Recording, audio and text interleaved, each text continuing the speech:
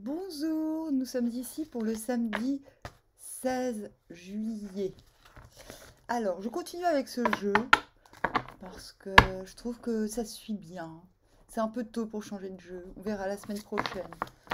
Hop. Alors.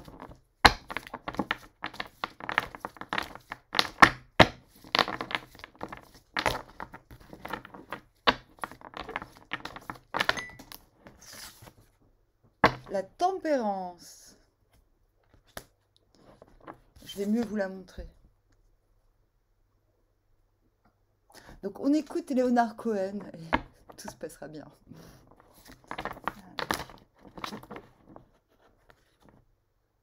Le 7 de coupe.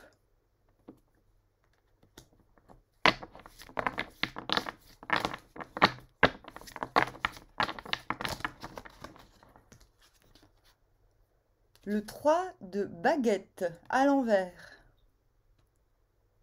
Je vais vous la montrer à l'endroit quand même.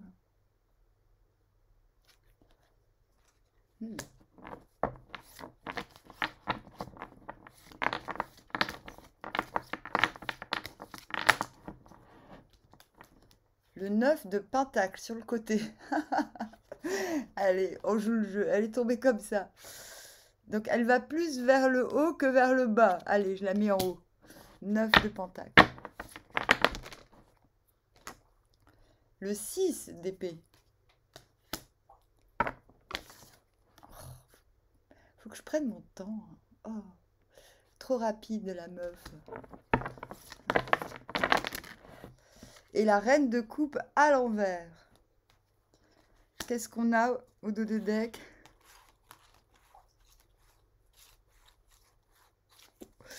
La force à l'envers. Je vais pas lire la petite histoire parce que ça va, ça va. On n'a que des majeurs. On va se calmer, ouais. Bon, la force à l'envers, qu'est-ce que ça veut dire? Bon, je vais vous la montrer.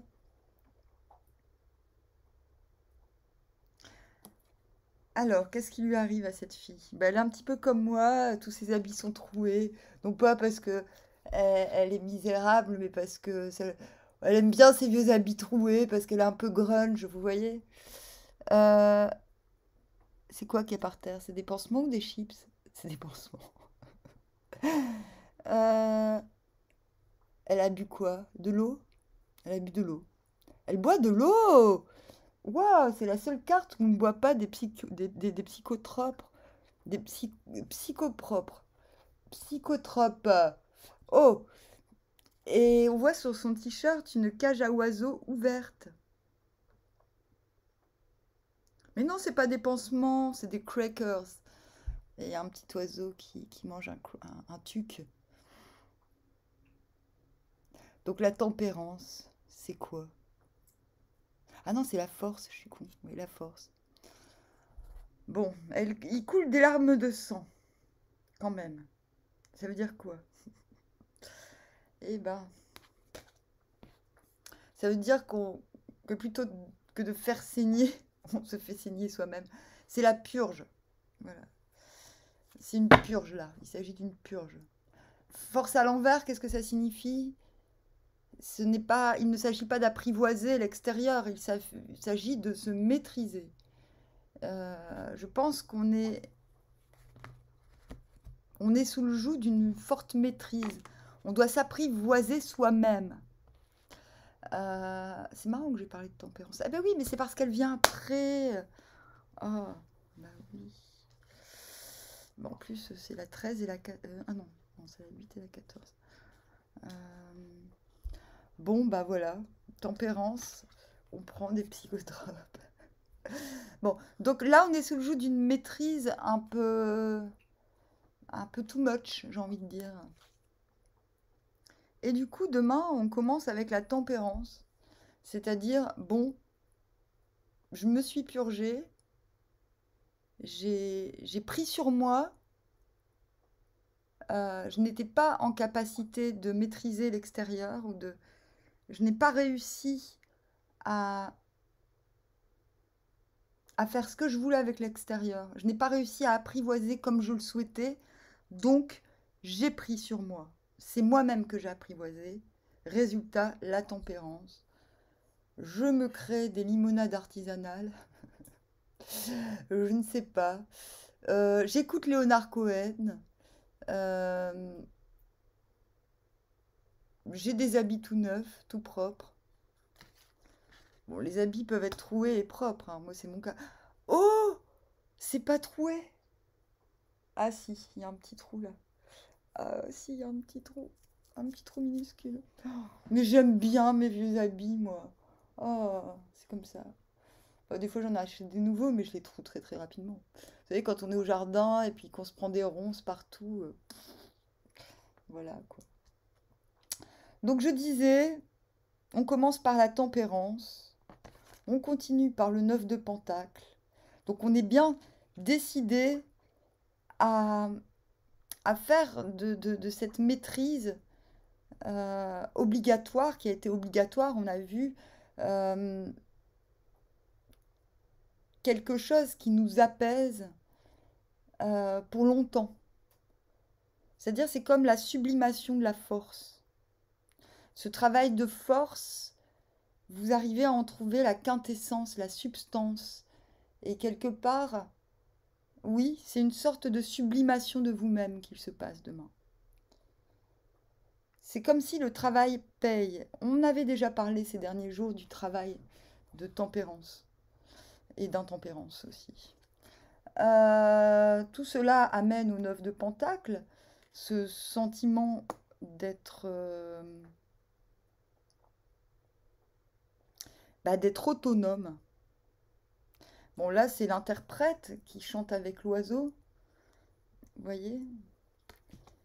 Il y a le 9 de Pentacle, c'est le contentement de... Oui, c'est... Je prends le contentement d'être soi. Le contentement de l'être. C'est de se dire, j'ai veillé, on a vu qu'il y avait un travail de fait, j'ai veillé à, à me retrouver à cette place où j'ai tout ce qu'il faut pour être moi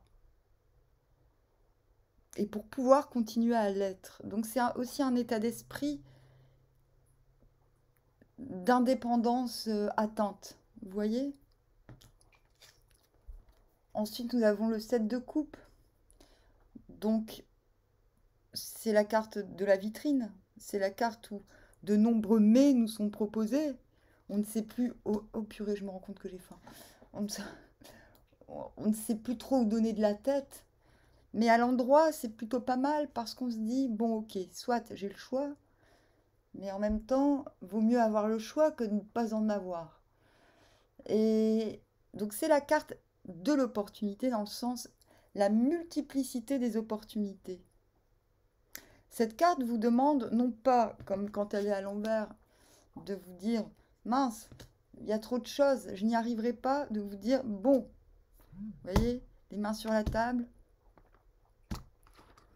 J'ai de voir plutôt le beau côté, de se dire plutôt bon, dans cette multitude, j'ai le temps de... C'est un petit peu... Le 7, pour moi, tous les 7 sont les cartes de scepticisme. Plutôt que d'en choisir une à la va-vite parce que j'ai besoin d'une opportunité, comme le 7 de coupe à l'envers, vous allez vous dire, bon, je vais prendre le temps de toiser tout ça, je vais me donner le temps. Tant pis si dans 3 jours, il y a 3 opportunités en moins, au moins, je prendrai celles qui correspondent à mon timing. Voilà. C'est ce que je vous conseille, c'est ce que vous conseille la carte.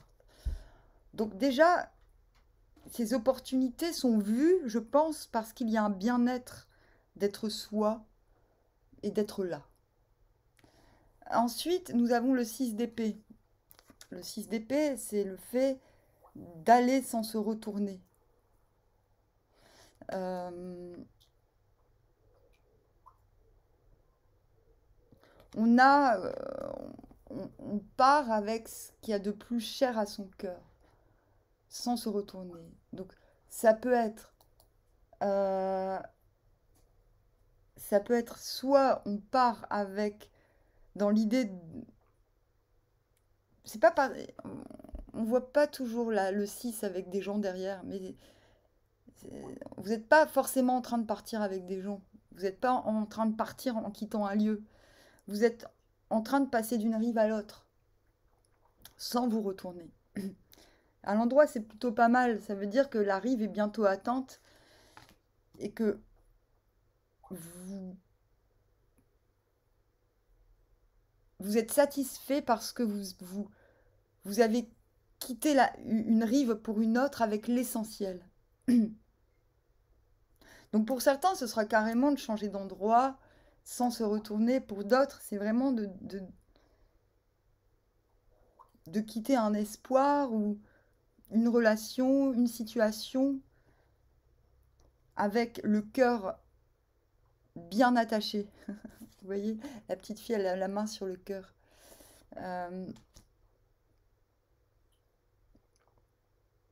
Le cœur, en sachant ce que vous nourrissez, ce que vous emportez et ce que vous laissez.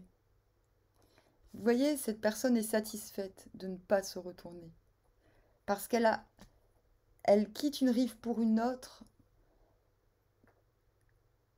en ayant gardé l'essentiel, le plus important. Parfois, ce sont des gens, parfois, ce sont des envies, des désirs, parfois, c'est juste son propre cœur que l'on a mis à l'abri, que l'on met à l'abri en changeant ainsi de rive. Donc, une grande satisfaction redoublée avec ce 9 de Pentacle. D'où mon conseil redoublé de vous laisser du temps pour toiser ces opportunités, entre guillemets, ces choses qui vous sont offertes un petit peu soudainement, un petit peu too muchment. Ensuite, nous avons le 3 de baguette à l'envers. Le 3 de baguette est pour moi toujours une carte positive parce qu'elle signifie que quelque chose en soi est vertueux, dans le sens fécond.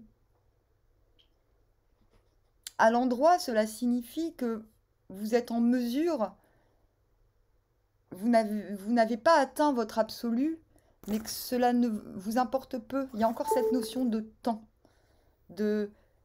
comme je disais avec l'autre jeu, d'attendre la nouvelle vague. Mais pas une attente passive, vous voyez, celui-ci, il n'est pas passif. Il est sûr de lui, il sait qu'il a tout à offrir, mais peut-être qu'il attend une salle de concert plus grande. Non mais moi aujourd'hui, laisse tomber quoi. Mais c'est pas une attente parce qu'il est déjà dans le présent, en train de prendre plaisir à ce qu'il vit au présent. Vous voyez? À l'envers, on a conscience qu'il nous manque un petit élément fécondant, fécondateur. Mais ce n'est pas un problème non plus. Tant qu'on a conscience qu'il nous manque un ingrédient, moi j'aime dire que c'est la goutte d'eau qui vient nourrir la plantation, en quelque sorte. La goutte d'eau, c'est pas... c'est temporel, encore une fois. Donc il y a encore une histoire d'attente temporelle. 3 fois de suite. 2 fois de suite, 3 fois de suite, je pense. L'ingrédient qui vous manque, ce n'est pas une idée de dépendance ou de codépendance. Il ne vous manque pas quelque chose. Il vous manque de manière affectueuse. Il vous manque quelque chose de manière concrète, vous le savez. Et vous savez aussi que c'est plus dû aux conditions temporelles. C'est pour ça que l'image de la pluie est juste. D'ailleurs, je pense que le 3 de baguette est l'hexagramme du I Ching numéro 5, l'attente. Donc l'attente, ce n'est pas se faire chier, quoi. Oh, j'attends. Non, pour l'I Ching, c'est profiter de boire, de manger, d'être de bonne humeur parce qu'on sait que la pluie va tomber. Voilà, c'est dans ce sens. Donc à l'envers, vous êtes dans l'attente, dans une attente féconde. Mais là, voilà, à l'endroit, c'est vous savez que c'est vous qui êtes l'eau féconde. Là, vous attendez l'eau féconde. Il y a une différence. Mais tant que vous êtes conscience de ce fait, c'est juste une question de temporalité. Et ensuite, la reine de coupe. Donc la reine de coupe à l'envers, qu'est-ce qu'elle nous raconte?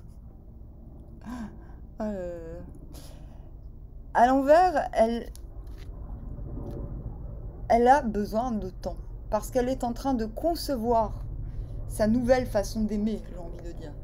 D'accord? Donc nous avons 4 fois 3 ou 4 fois, en tout cas de nombreuses fois. Wow, il y a un avion qui passe, il fait du bruit, laisse tomber.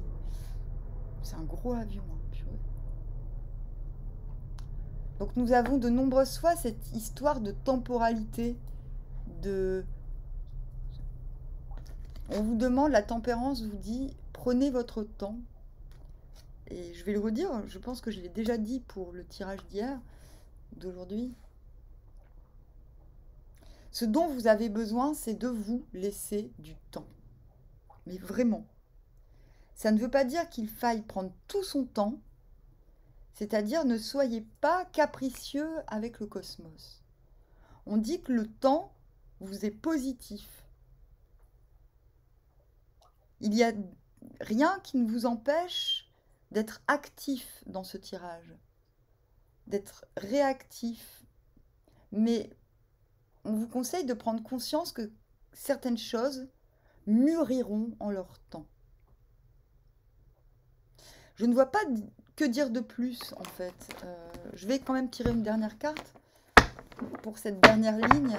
Reine de coupe à l'envers. C'est 2 cartes à l'envers, tiens, justement. 3 de baguette. Bon, là, j'ai 2 cartes.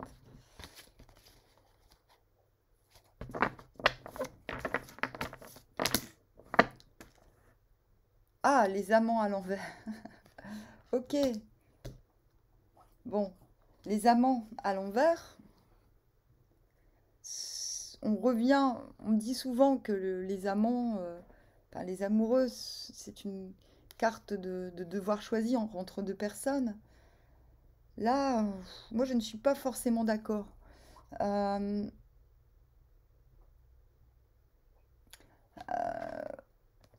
Donc je vais plutôt prendre ce que me dit la...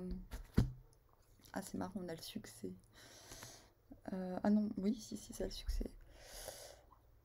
Telle qu'elle est, on voit quand même le symbole de Cupidon dans les airs, l'avion. D'ailleurs, j'ai inventé une chanson qui dit « Un avion me parle d'amour ». Et ben voilà, on vient d'avoir une super synchronicité. Enfin, ce n'était pas un avion, c'était un ballon dirigeable. Donc la carte ne vous dit pas que vous devez choisir ou quoi que ce soit. En fait, il s'agit de choisir l'amour ou de se choisir soi. Plutôt que de choisir entre 2 personnes. Moi, je n'ai jamais vu cette dualité. Par contre, dans le tarot de Marseille, j'ai toujours vu les amoureux comme le fait que l'on pouvait être influencé soit par l'extérieur dans ses choix, soit par son cœur.